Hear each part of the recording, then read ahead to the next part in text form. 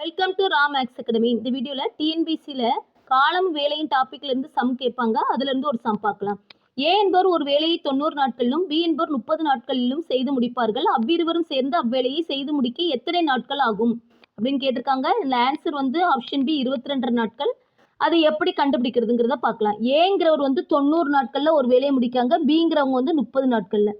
ரெண்டு பேரும் சேர்ந்து எத்தனை நாட்கள் கேட்டால் formula AB by A plus B. ஏக்கு பதிலாக 90, பிக்கு பதிலாக 30 போடுறோம்.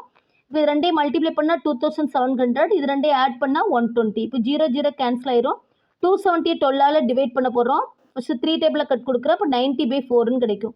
90யை 4ஆல் டிவைட் பண்ணால் இப்போ நமக்கு 22 கோஷன்ட்டாகவும் ரிமைண்டர் 2ன்னு கிடச்சிருக்கு. அப்போ 22 2/4ன்னு எழுதுவோம். இப்போ 2க்கு 4க்கு கட் கொடுத்தா 1/2.